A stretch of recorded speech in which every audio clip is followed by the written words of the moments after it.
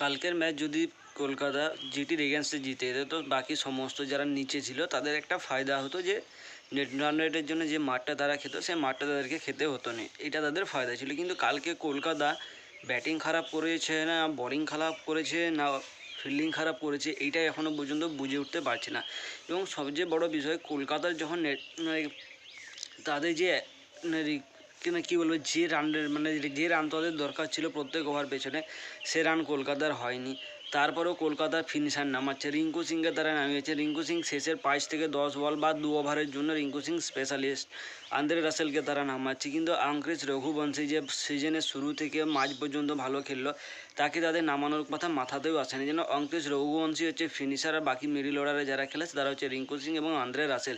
কালকে কলকাতার সবচেয়ে বড় যে প্রশ্ন ছিল ব্যাটিং, ওটা নিয়ে আমার তো এটাই সবচেয়ে বড় প্রশ্ন যে আঙ্ক্রিস রঘুবংশী শেষের 5টা ওভারে শেষের 5টা বল খেলে কী করেন। তো 5টা বলে 5টা 6 মারার ক্যাপাসিটি আঙ্ক্রিস রঘুবংশীর নেই, এবং সেটাও রিঙ্কু সিংয়ের না। রিঙ্কু সিং 6 বলে 5টা 6 মেরেছে, এটা একটা আলাদা ব্যাপার।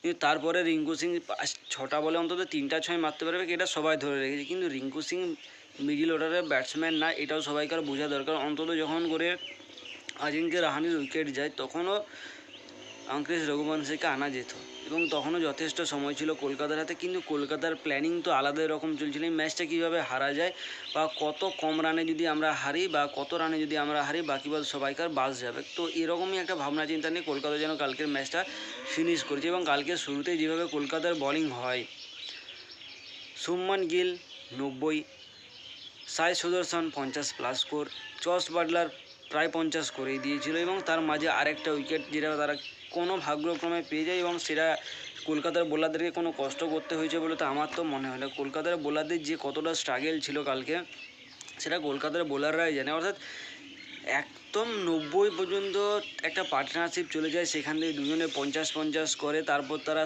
দুজন মিলে তাদের পার্টনারশিপে সেঞ্চুরি রেকর্ড করে কলকাতার এগেনস্টে তারা তাদের এখনও পর্যন্ত সবচেয়ে বড় পার্টনারশিপ, যেটা ওপেনিং পার্টনারশিপ ছিল জিটি, সেটাই তারা কলকাতার এগেনস্টে করে। এবং কালকে শুভমান গিল 90, সাই সুদর্শন 52, জস বাটলার 41-এ নট আউট যায়। কেকেআর তরফ থেকে আন্দ্রে রাসেল আসে, 1 উইকেট নেয়, তারপর সেটা কার না সাই সুদর্শন, তার হতে 1, বৈভব আরোড়া 44-এ 1 এবং হর্ষিত রানা 45 রান দিয়ে 1 উইকেট তুলে নেয়। আন্দ্রে রাসেল যখন শুরুতে এসে উইকেট পায়, অর্থাৎ প্রথম ওভারে দ্বিতীয় বা তৃতীয় নম্বর বলেই উইকেট পেয়ে যায়, তারপর আন্দ্রে রাসেলকে আর বল কেন দেওয়া হলো না? আন্দ্রে রাসেলকে তোমরা যদি উইকেটের জন্য নিয়ে এসেছিল, তো আন্দ্রে রাসেলকে তো আরও একটা ওভার দেওয়া যেত। যদি আন্দ্রে রাসেল আরও একটা উইকেট পেত, সেটা শুভমান গিলেরই হতো, তার শুভমান গিল কিন্তু 90 রান করতে পারতো না। কিন্তু কলকাতার পুরো ভাবনা চিন্তা কলকাতার মতনই, বা আমার যে একটা বাঙালি স্বভাব আছে, আমাদের যে একটা বাঙালি ভাবনা চিন্তা আছে, কালকে সেটা কেকেআরের টিমে থাকেনি। আমরা যদি একবার কারোর পেছনে কাটি করি, যতক্ষণ না আমাদের একদম তার শেষ পর্যন্ত যে না দেখছি, আমাদের সেই মজাটা আসেনি। কিন্তু কলকাতার টিমে সেই কাটি করার স্বভাবটাই কালকে ছিল না।